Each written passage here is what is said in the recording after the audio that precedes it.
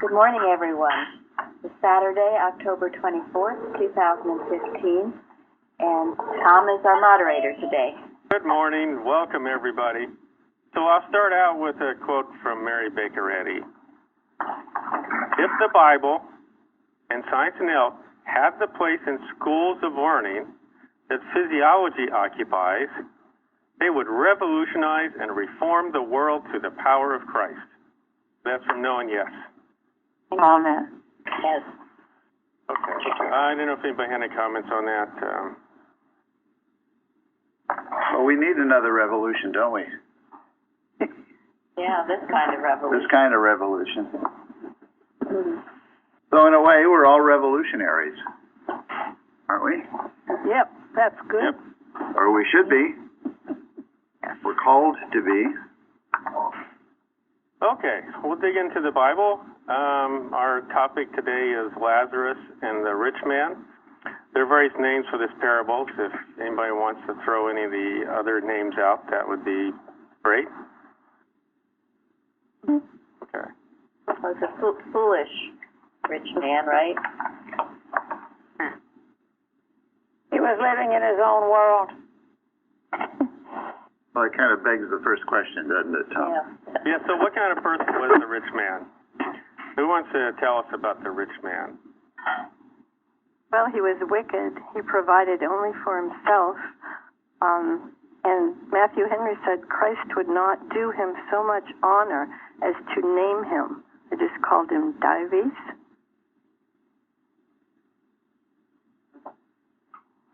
Good point. So Dives wasn't actually his name. It's just a derivative of Latin meaning rich. So it's not even who he was. He's totally unaware of people outside of his little luxurious life. He had no time for beggars. He had no time, but was he really unaware? Probably not. He just didn't care. Yeah. I think he was cruel. Well, I do think that, one can have sort of a closed mind, He might have been deluded he was on the right path. Yeah, just into himself, really. I mean, the fact that he said he fed sumptuously every day, my goodness, every day. Sumptuous, I looked up, is costly, expensive, splendid, probably just into how he looked and all that. No T-shirts there.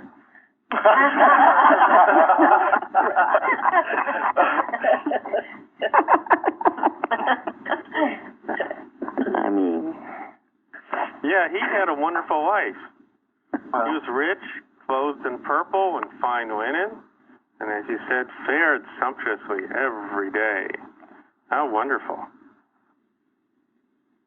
Well, what would you say was his chief characteristic? Selfishness. Pride. Yes, both. Self-absorption. Yes. And what is the adamant error? Self-love, self-justification. Self-righteousness, yes. The hard, impenetrable stone. That really made him cruel. Made him cruel. And who was saying, was it Linda saying maybe, he didn't know it or he wasn't, how could that be? Well, he might have been living all the rules of the church that he thought, the human rules, and he might have thought God blessed him with the riches. Exactly. Well, he wasn't totally unaware because, when he went to Hades, he asked for Lazarus. So how did he know to ask for Lazarus? But that was later. Right, but he must have known who Lazarus was. Oh, I see your point. See, I don't think he was ignorant of Lazarus. Because Lazarus first. No, he wasn't ignorant of Lazarus, but he was ignorant of his own selfishness. Yeah, so this tells you what state of mind he was in, because he was aware of Lazarus, but he didn't do anything about it. It wasn't like he was totally ignorant of Lazarus. He was really self-absorbed. And well, you know, this we don't see this much in the United States of America, but in most other countries and historically, there have been very strong what we can call caste or class systems. I mean, it wasn't even that long ago where even in England, as enlightened as England was, there was the upper class and there were the servants. And that was kind of an accepted way of life in a lot of societies. And I got to believe that it was an accepted way of life in Israel, you know, thousands of years ago, that there was the upper class and they thought that they were better. And then there was the lower class and they thought they weren't as good. And then there were those who rebelled.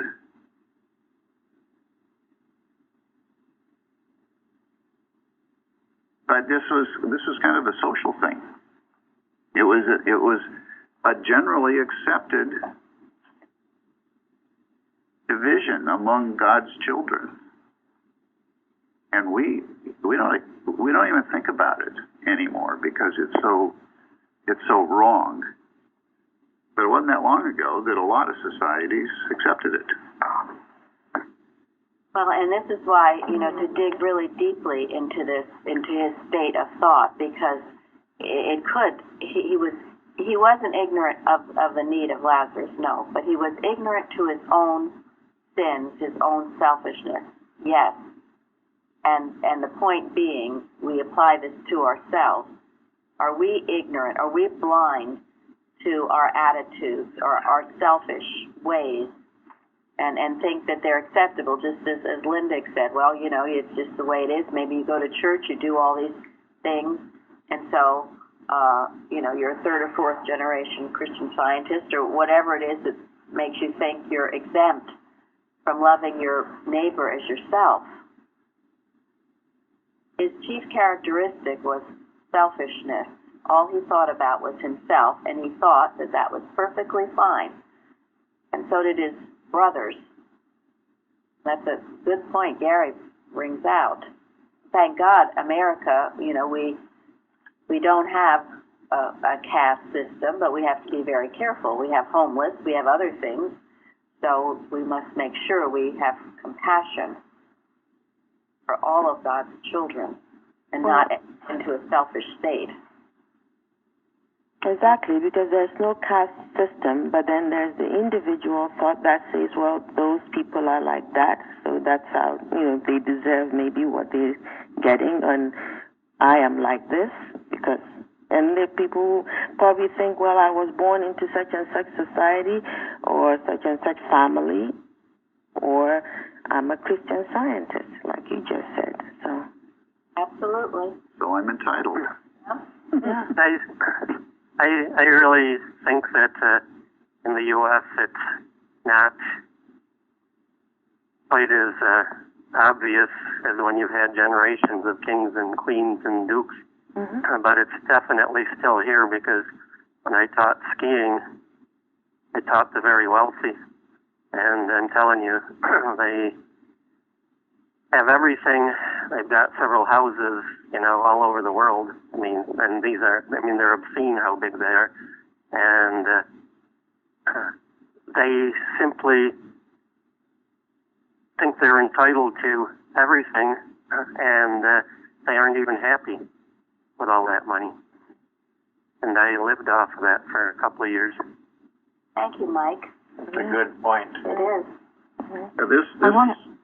This concept of thinking that you're entitled is pretty deadly, isn't it? Because there are wealthy who think they're entitled to their wealth, and then there are those who are poor who think they're entitled to somebody else's wealth. And it's all envy and jealousy and covetous, isn't it? Yeah, altogether the wrong mind, I think. Like Mike said, they're dissatisfied. I think we've seen it numerous times. Those that have, they're happy for a brief while until they get unhappy, and then they want more and want different. And it's an endless stream that'll never stop until you get back to your God. That is, away from your selfishness and to the creator of all creation. And then there are those who have a lot and give it wisely to others and are happy to do so. And there are those who don't have much, but know that all that they have comes from God, and that they also are happy and blessed Satisfied. and satisfied. Yes. Much more so than the rich who think that they're entitled and have this highfalutin attitude about themselves. So it really has nothing to do with the outward circumstances, but what's in your heart. And I would say that even more than selfishness or self-centeredness, that this rich man was covetous of materiality. He coveted the material things. He loved them more than he loved anything else or anyone else. You know, it was one thing that came to me when I was preparing that addiction comes in various forms. It doesn't necessarily mean drugs, alcohol, etc. Some people are addicted to feeling superior to others, having the approval of others in their own class, and they shut out this self-examination and conscience thing that is so vital. What I think was really interesting in this situation was how he reacted when he saw Lazarus in the bosom of Abraham. He expected him to serve him. He still was on his pride, his ego story. He didn't get over it. Yeah, he still thought of himself as upper class. Exactly, and that was painful. And that's why there was a great gulf, huh? Mm-hmm. Definitely. Well, this discussion is just rich. Very good. Yep. And the class system that Gary described in England, that led up to the Titanic. So, it was the very wealthy, they were better than everybody else, many of them. And So they went for a ride on this unsinkable ship. Yeah, we get the first ride. that's right. That's right. So, next question is, what kind of person was Lazarus? Humble enough to ask for help. Long-suffering. Despised. Yeah, he was definitely prejudiced against by society. He was godly and faithful, and he did not complain. Well, how do we know that? I mean, I don't think he complained, but how do we know that? Well, Matthew Henry said it. Well, he cried out for help, though. But I feel that to only expect that you only deserve the crumbs too says something about how he felt about himself. Yeah, he had a poor self-image, didn't he? Mm-hmm. I mean, he was a simple guy. Yeah. That's fascinating. Yeah, I'm sorry. Go ahead. Well, he was a simple guy. He had a very kind of a low, image of himself. Maybe he probably didn't know that he was the Son of God, and he didn't have dominion over the earth, but he had a pure heart. When the rich man was calling out to him, it's Father Abraham who answered. Lazarus never spoke up that I could see, and his name means help or assistance of God, Elizer.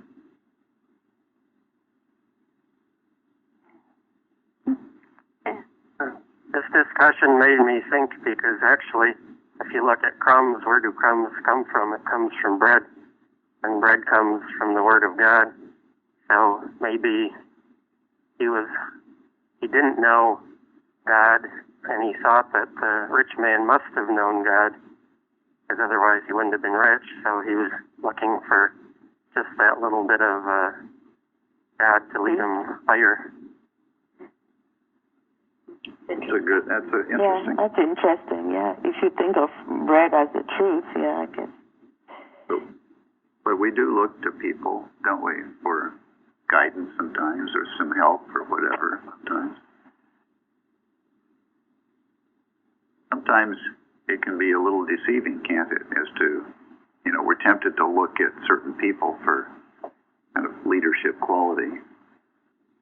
But sometimes we're tempted to look in the wrong direction. Right, and that idea, just because the person is rich doesn't mean he has leadership qualities or that he is has any knowledge of God or anything like that, or that he's better than others or somehow has done rightly and that's why he's rich.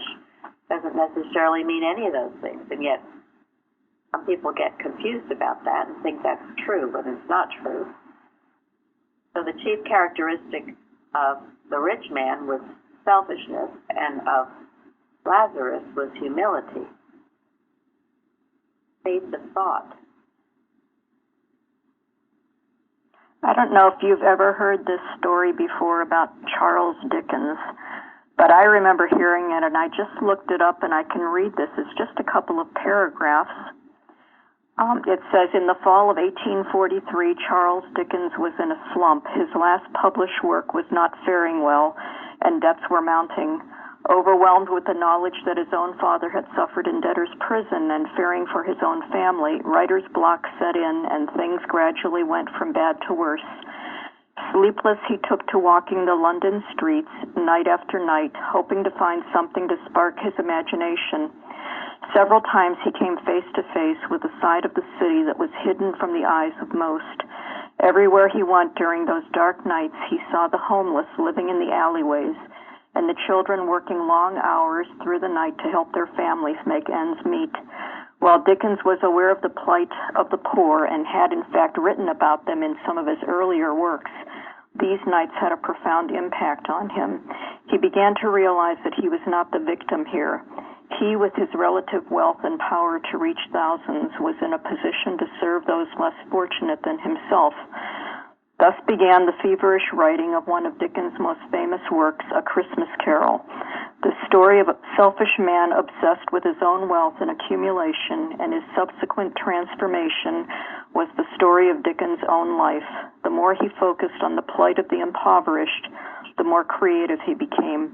His own problems were put into perspective, and after a period of time completely diminished in comparison to his mission, which was to bring to light the terrible conditions that existed in England and rally those who had the resources to end it. And it goes on to say that every holiday season after the publication of this book, he would do public readings in theaters all over the city, and when he finished reading the story, he would implore theater goers to learn from the character of Scrooge and to find joy and fulfillment into giving to those less fortunate. That is beautiful. Thank you. Yeah, it's a lovely story. It is. I didn't know that, and I do love that story. Thank you. Yeah. Did he also write Oliver Twist, I think, all about, still about the poor, yeah. Uh-huh. Yeah. That was his motivation, and it was an unselfish motivation, and there again, that's why he did so well. He was guided by... Yeah, he saw an injustice in society, and he had a higher purpose. What greater? Yeah, what a lovely purpose to have in life. He was just like Paul. God saw qualities in him that could be used to for society's purposes. He had qualities. He had definitely leadership qualities. Yeah. Talking about Dickens. That also means for us, whatever talents we've been given, to use it to do good. Yes. Glorify God. Exactly. And what did Mrs. Eddy say? She said, as long as there's even one suffering soul on this earth, our work isn't done, finished. For every one that is saved, you know, there's a rejoicing in heaven. Those who've been brought out of the hell of human thinking, the human mind. But you see how deluded the rich man was. Totally deluded, totally insensitive. Kind of funny too, because I've mentioned my church, Christian Science Church, that I originally joined, and the belief was that we had a lack of money and we needed money somehow to survive. And then we were offered $1 million for the church and the land, and the whole thing fell apart because people were fighting over the money that we didn't even have yet. And the difference between there and Plainfield, where everything is offered for free, and it just goes to show the truth. Yes. Yeah. And the lack is never money. The lack is what? Love for God. Love for God and man. Tell the story, Sharon, about what Mrs. Evans had you put in your purse. Oh, there's Mrs. Eddy's way of saying that if you put this statement in your purse, you would always have enough, you would never be without what you needed. And I have it in my purse. I've had it in my purse for 30 years. And I've always, whenever there's a need, something works out that is met. Yeah, and the verse was that life, truth, and love are your supply, or something to that effect. It's God as your supply. And in knowing that, like when you know He's all things, He's everything to you, then your need is met. In various wonderful ways. I mean, Luann just had a wonderful experience.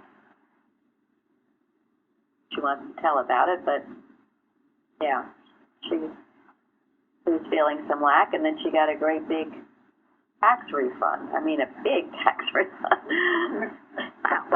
But she's been living the best to her ability to obey God and to love Him and to do right. And it comes in all kinds of ways. She's also been given jobs to do. She has. That pay well. Yeah, she was concerned because she was, quote, retiring from her prison work. Now she has so much work to do, she doesn't. Starting a pottery shop, and people are asking her to paint beautiful pictures. She's an incredible artist, including myself, who's painted some beautiful things. Do you have any pets or animals that you want paintings of? Luann, and you've seen her work in the Liberator, and you heard the story. She was asked to do work on a wall as a used equipment, but she's rising to each occasion, and all the sense of limitation that she couldn't do it, or she wasn't well enough to do it, or she didn't know how to do it, she didn't have enough money to do it. She's overcome every one, and with complete trust in God. I mean, it's a wonderful example. Because if she had sunk back and just thought, oh, I'm a mess, I don't feel well, I can't do anything, I'm retired, well, that's what her experience would have been. But she didn't. She rose out of those beliefs. And it wasn't easy. She had many nights off wrestling. She did it. We hope you don't mind our talking about you, Luann. Yeah. I hear her Wednesday night. Don't mind at all. You're doing very well. Goodness, that's any better. Well, it's good news, and it's God-directed. And it's an example of... That's why it's a good example for everybody, for all of us. Putting my trust in God, my complete faith in God. When I left my job, I had left because of a back injury, and I felt maybe I couldn't do any more in life, that I had worked so hard that body just gave out. But God has other plans, I guess, so I'm just listening and following, and every time I listen and hear a command and follow it, the whole back injury thing doesn't seem to be a problem at all, and just going forward, and it's been a wonderful blessing, truly wonderful blessing. She felt a shock almost single-handedly. And here she was told, she wouldn't be able to get out of bed and all this other stuff. So you have a skill that God wanted you to use. This back thing was just kind of a ruse to get you out of your old job into your better job. So much for retirement, huh? Is No such thing. It all came at the right time, that's for sure. That's right. Suzanne, you want to tell that story? George sent me that article about the little boy who didn't want to jump in the water.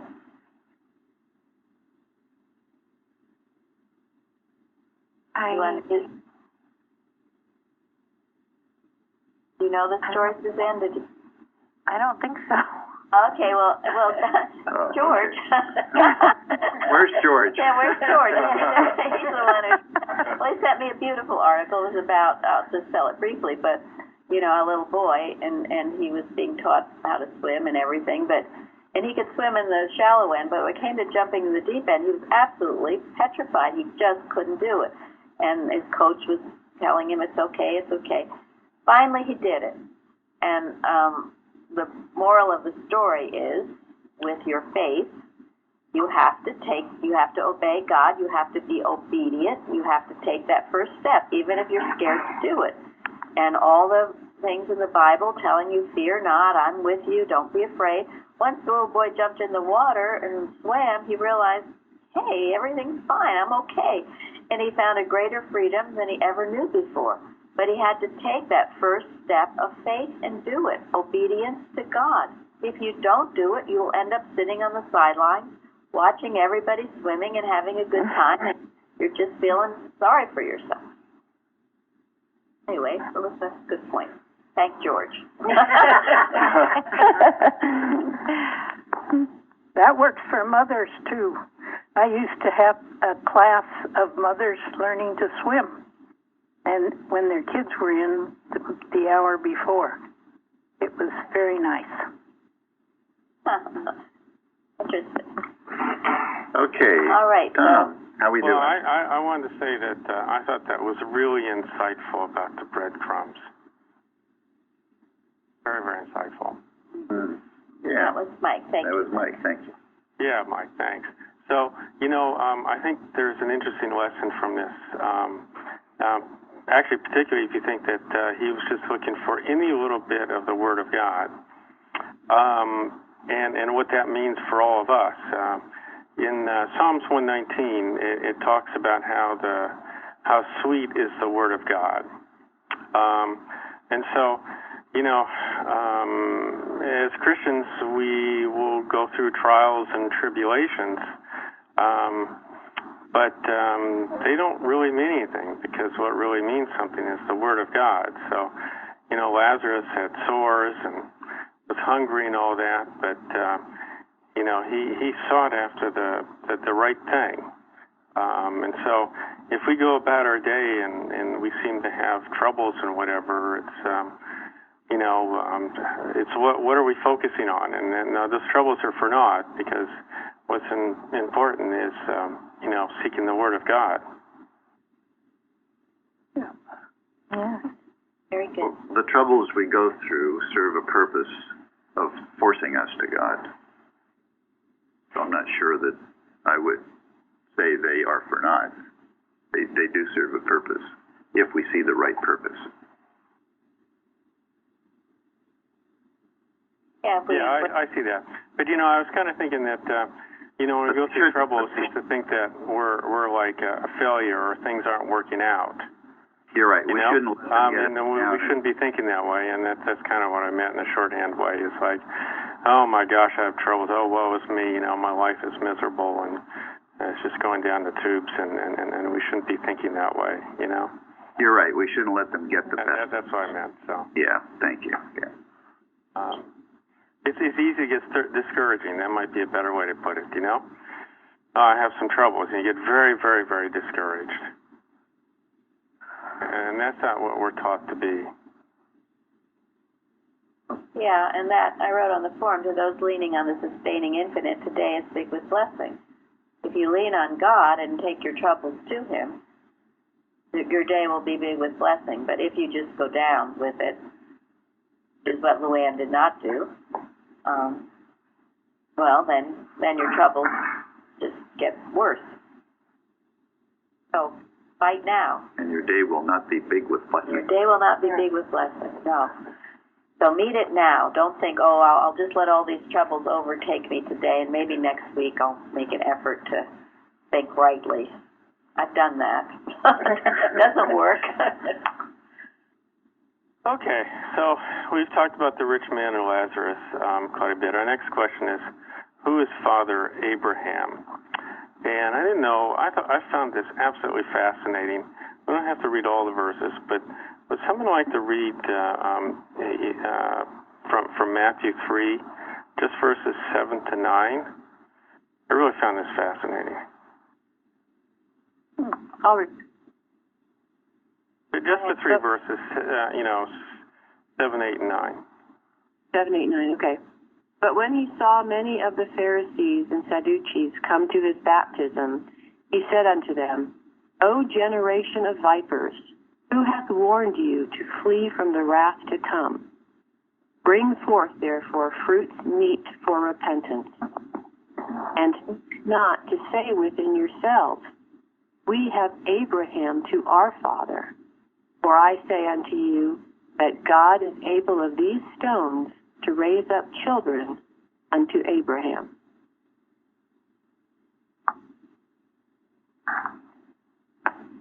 So, I find this ultra fascinating because this was John the Baptist saying this, and I've never really thought about anything John the Baptist said, But what do you think?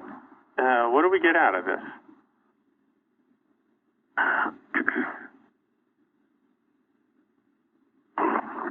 Well, I'm sorry, go ahead, Mike. I just wanted to say an interesting thing that I read in Dumbledow's commentary, which goes back to the practices of the day, was that one of the things that they did in those days was they would burn the wheat stubble at the end of the harvest, get rid of whatever, and then all the poisonous snakes would come squiggling out of there. So that was the analogy for that, the wrath and the poisonous vipers. Okay, so but God could raise up children of Abraham from stones? Well, actually, I'd like to quickly read that section from Dumbledow's because there was another fascinating thing that let's see, okay. Why don't you go ahead? I have to find it. I thought I had it well marked here. I'm sorry. Well, I think there was this general, common, accepted belief that Abraham was literally the father of their nation. That all the Israelites descended from Abraham, and that Abraham was both the human and the kind of spiritual source of the nation of Abraham. That it was his children that, were the parents of their parents. But Jesus said later on in John, he said, if you were Abraham's children, you would do the works of Abraham. But now you seek to kill me, a man that has told you the truth, which I have heard of God. This did not Abraham. And he goes on to say, you are of your father the devil. Ye are of your father the devil. Exactly. And what Jesus was referring to was the spiritual qualities in Abraham that God that enabled him to be the father of their nation. John the Baptist at this time. He was saying John the Baptist. Right. But it wasn't, but a lot of Israelites were taking comfort in the human from the man Abraham. They kind of had this attitude of entitlement or deserving. Yeah, they thought that since there was some human linkage, that they were protected, that they were entitled. That's really good. I'm sorry, go ahead. The fourth generation or fifth generation or third generation Christian scientists, it's easy to feel like you've got some special connection or protection against everything bad in the world because you come from this line of special people, chosen people. And without works, without demonstration, it's the same thing. It's dead. It's dead on arrival. And the great thing about Abraham was his faith. And if they didn't continue in that, they had nothing. His obedience. Yeah, in the glossary, it says Abraham, the glossary definition is fidelity, faith in the divine life, and in the eternal principle of being. I also read that they believe that Abraham was the father of all those who believe, and he was called the friend of God. But what has been the result of the third and fourth generation Christian scientists? I'm asking the question. I'd like to know. Apathy. I think it's self-deception, really. You're thinking you know, but you don't. You don't even understand, and you're certainly not practicing Christian Science the way Mrs. Eddy taught it or gave it to the world. The hard-heartedness.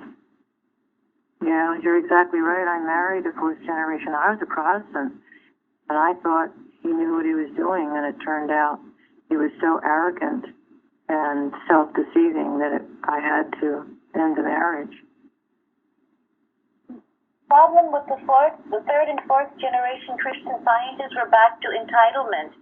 People think about, oh, well, my grandmother had this healing, or my great aunt had this healing, but you have to have that healing. I have to have that healing.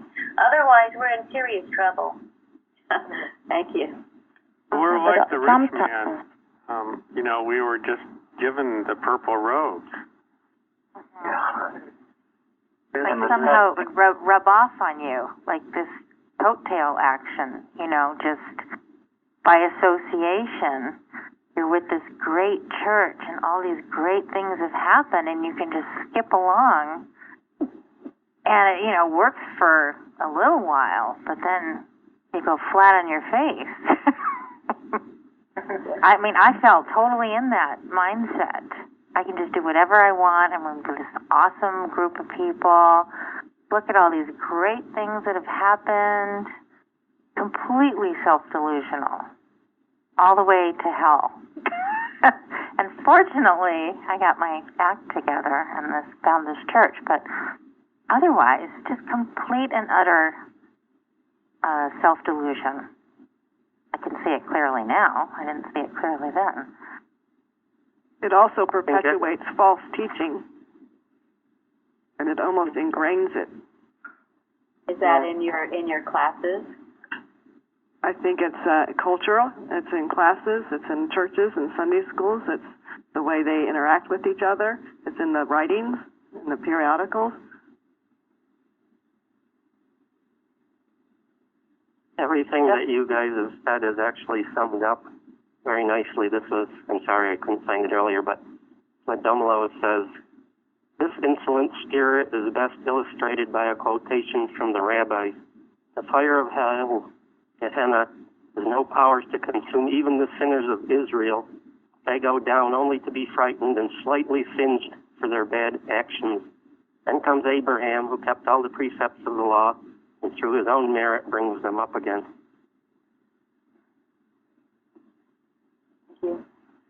Well, you know, we here, I mean, I haven't had any, in a long time, any contact really, except people that come to me for help with the third and fourth generation Christian Scientists, because we don't go to the churches anymore.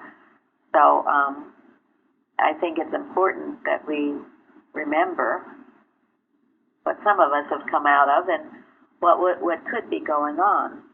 And perhaps, I don't know who said it in the beginning, the apathy of it is what's most frightening, especially when you see what's going on in our world. And it was been said, it might have been Max Dunaway, that the state of the world is the state of the consciousness of Christian Scientists. Why would that be? Because we're not watching enough. It's all thought. Yes. Beautiful consciousness.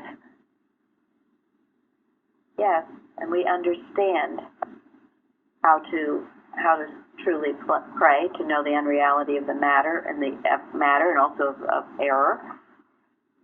We understand that, and we can pray in a way that can heal the world. But if people are apathetic and asleep and not even doing the watches, well, guess what? Yeah, guess what? And you know, Mrs. Eddy has said in Watches, Prayers, and Arguments, I think, that the children of Christian Scientists are the offscouring of the earth. Cruel lie. And that is something that needs to be handled, because that would be the malpractice on those. But if it would only happen if you are apathetic, if you are asleep, if you think you're a personal creator who created a child, and you are not using your science. You are a sitting duck for a lot of things that are unnecessary and do not have to happen. You know, we have to go back to the humility, and when you say to people within the movement that we have to do watches, they ask, what is that? What are you talking about? And, you know, there was a time when the Sentinel said, you know, what Jesus said, you know, watch. And it's as if people have only remembered what people are, you know, telling them to remember. And this is really, really a problem, because if we're not awake, this apathy will take away everything that we've ever gained. Yes. Well, not here. Of course not. Of course not. But it's like, I've told you before, learning Christian Science the way that you talk about it, like learning a language again after one's learned it the wrong way. Yeah. It's very, very difficult to correct bad grammar when you've learned it the wrong way. Well, you know, thank you. That's exactly what's in our lesson this week. That's right. Where it says, you know, a little bit of paraphrasing, but, you know, be consistent, watching and praying. Ye attain slowly and yield not to discouragement. Yes. Well, it shows the importance of what we're doing. Keep it up to correct all the misconceptions, to get reprogrammed. Mrs. Evans used to say that a lot. She said it was sometimes harder working with a person coming out of the culture and those from other religions, because they needed to be reprogrammed. They had it so ingrained in them the wrong way. And so it's repeating and defeating, and not to get discouraged if you've been taught the wrong way, but to keep at it. Well, I do like wearing my purple robe, but you know, we're learning a lot, you know. So just tell me, Tom, I think you're wearing your purple robe. That's a good way to put it. But it does show the danger of becoming apathetic, of feeling like you don't need to watch, and the result of not watching is that all these second and third generation and all these churches, the whole concept to them, it just all deteriorated to material prosperity. I think the Dixon letter probably covers it the best. Yeah. Yeah, the Dixon letter is speaks well.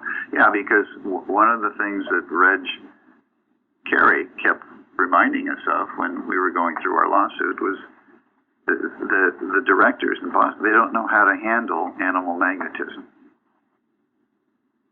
They don't know the science. It goes back to what Linda said. No one's being taught it correctly. And I think a lot of that is due to the suppression of the Carpenter books, which talk about watching, which talk about Mrs. Eddy and understanding her place and who and what she was and how she demonstrated the science. They would have liked to have wiped it off the face of the earth. And they tried. And they did everything they could. And I know that I hear all the time, all these people still in the Boston churches have these books now and read them. Well, good, I guess. And yet they hang on to that organization. Yeah, who deceived them.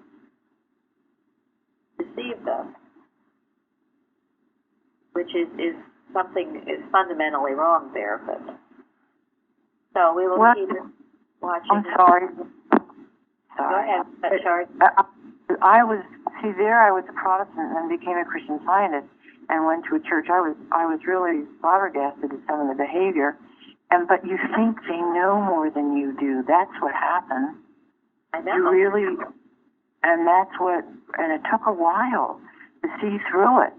And anyway, well, that's what happened to me too. I mean, I was an Episcopalian, and I just sort of walked into the Christian Science Church because I'd heard about it, and it was near my home.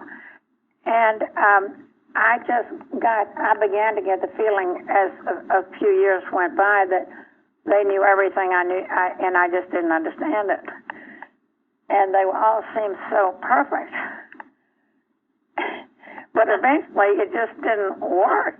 And I went to another church, and that didn't work either. Though I played in the Sunday school, I played the piano. And so I finally just gave up. Until I found Plainfield several years later. Thank goodness. Wouldn't it be refreshing to see somebody who really had a problem, but they were working their way through it? Yeah. Yeah, everybody put on this air because they would feel so guilty if they ever had a problem. Yes, that's right. Because the general feeling was, oh my God, you had a problem and it wouldn't yield. What kind of a person are you? Wrong to deserve it. Yeah, right. What? You drink alcohol? You can't join our church. Smoke cigarettes? You can't smoke and join. Yeah, go away, Albert Einstein. Right. Perfect. You're not good enough for us. That's the sad thing about the third and fourth generation is that they are weak. Despite their appearances, you give them a problem that they actually have to work through. It doesn't yield right away. They fall apart. They're weak. Can I say something? If I could just say, the sign of a worker is one that faces something, and if it doesn't yield right away, they keep going. And sometimes it's a long time, keep going. That is so true. That calls it. Well, I didn't feel any different, so that's it. One day, can't take it. Yeah, one day, okay, I don't feel different. I don't want any more help or whatever. Doesn't work. Doesn't work. There's no understanding of Christian Science. People don't understand what Christian Science is all about. Well, that goes back to what Mrs. Singletary is saying, that I think is really, really important about this censorship of reading materials, and it's really controlling others' minds, which is a very high evil. It is. And it's done very secretively and very manipulatively. This is not a very, nice thing, or, it might be under good intentions, which is even more dangerous. I mean, it's not very evil. Right. It is the human mind that is trying to humanize the science, and it's trying to keep the church, quote, pure. instead it's rotten. Exactly. Because there's no metaphysics to it. It's seeing other people. What are they seeing as? Is it dumb? That we're not going to get it? That I don't know. Right, you're too stupid to know what's good for you to read or not to read. Which is malpractice from the get-go. But I think it might have started out that way. I'm not sure now. I think it's infiltrated by, probably even worse things going on, who definitely out-destroy the whole thing. I just want to say that as a, growing up in Christian Science, it's really hard to leave the church. From my experience, it took me a long time to do that. And then when I left, I found it, because you associate the church as something founded by Mary Baker Eddy. So if you leave the church, there is no such thing as Christian Science. Yes. I mean, I think for a lot of people, it's very difficult to think that through. Right. Absolutely it is. But that's one of the leaps of faith. If you want to learn to swim, that's one of the leaps of faith you have to make. You have to be prepared to leave the church, to leave all for Christ. Well, I tell you, one of the things that probably is one of the reasons I ended up at Plainfield was, and it wasn't deliberate, but I used to puzzle over this. But after I left, I would sometimes read Science and Health, and I enjoyed reading it. And then other times said, oh, okay, well, maybe I should read some of the literature, and I'd read a journal or Sentinel or whatever. And frankly, I couldn't finish any of the articles. And I'd throw them away. And I didn't understand it. This went on for, it seemed like a few years. Mm-hmm. Well, I would not read any of that stuff. But I'd read Science and Health. We've all I would too. When I was not in the church anymore, when I'd left all those churches, I did continue to read Science and Health, but I needed help. And I thank the Lord for Plainfield having a website. This kind of speaks to our last question here, which I don't know if you guys want to keep going on this. Yes, but let's do. Go ahead. I thought the last question really kind of says a lot. I mean, we didn't answer question number 4, but well, in a way we did. We know what righteousness he sought, which was no righteousness. But I think question number 5 is worth 5 minutes. Yes, please. Okay with you? What does it mean to hear Moses and the prophets?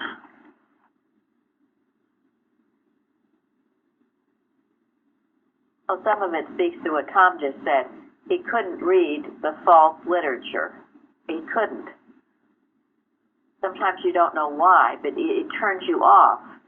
I mean, and even, a lot of the articles, well, all of the articles really, written in the journals and sentinels, after at least the 40s, maybe before that. I mean, I would find they were so long, and they might have sounded right, but they would usually either turn me off or put me to sleep. And I think that's because Moses and the prophets weren't in them. I found in Matthew Henry, it said that you have to listen to the whole Old Testament.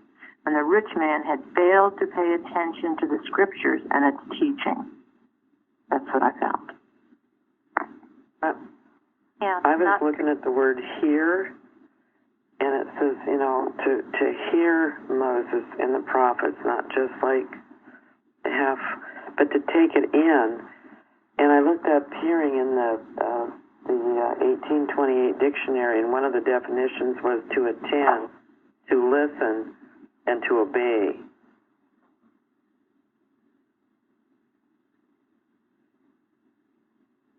One thing about Moses and the prophets is that they weren't married to any organization. It was just them and God. But what does it take to actually hear them? It'll come with your heart. It's a love for God, for God's laws, God's will, God's ways. Yeah, you have to start out with an open and a humble heart that's seeking the truth.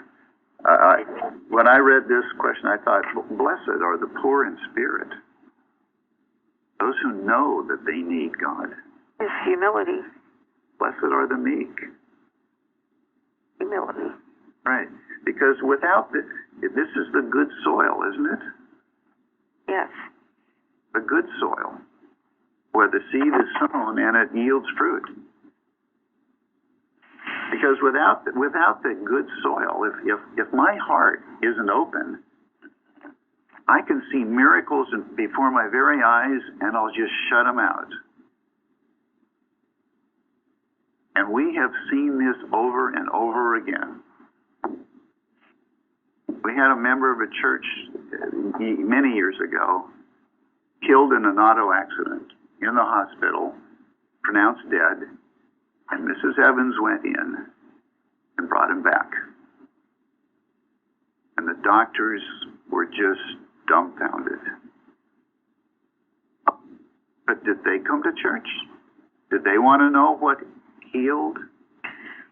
Were they interested? No.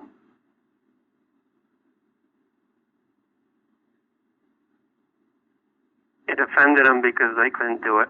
And then, to be honest, the other thing we need is exactly what we're doing today, the Bible lessons and the round tables, because that has so helped my understanding.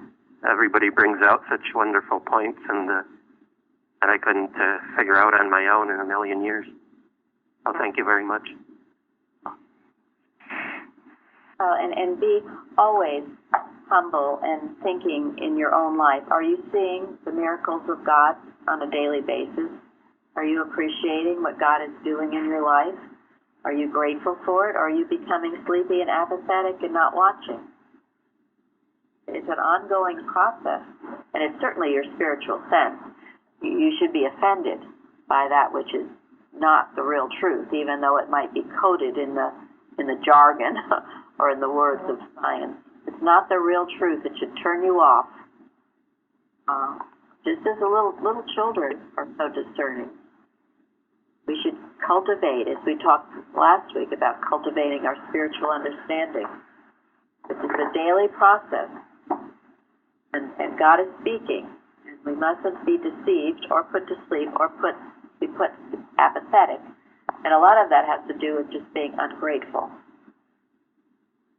If you don't see what God is doing, you're not truly grateful, then you'll end up losing it, and you'll take that trip off the path. It's never pleasant. Even in the beginning, it might seem pleasant. It's very enticing, usually in the beginning. But you get farther down the road, and things begin to happen, and you're in a boat without a paddle, so to speak.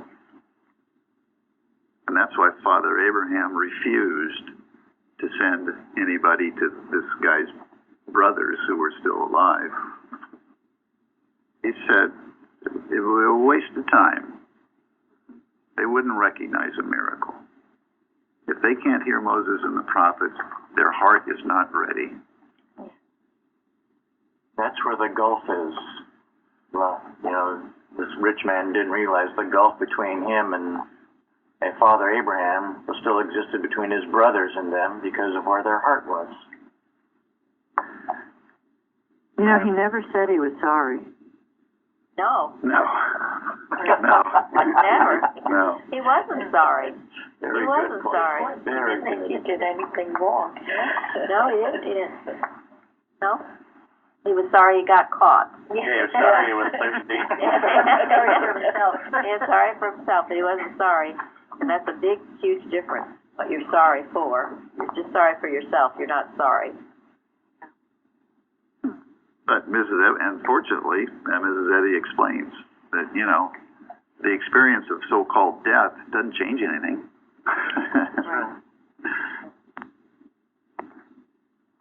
No, that makes so much sense. If we were to go to paradise, then we would all kill ourselves. I mean, it makes no sense whatever some of these other teachings. Mrs. Eddy makes so much sense. That's why you know it's true.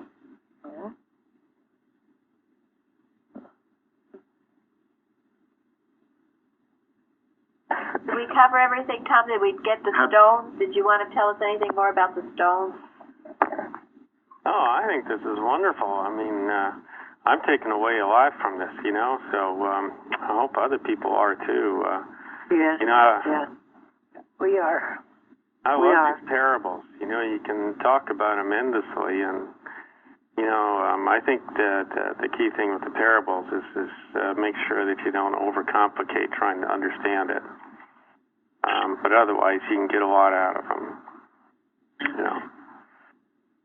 Yes. Something for everyone, isn't it? Yeah, thank you. No, and I know I'm always amazed because we have had this Bible class on this topic before, but there's always new things. Always. It is endless. God provides that fresh and new each time. He's feeding his sheep, his children. Well, thank you very much. Yeah, thank you, Tom. Thank you, everybody. Good session.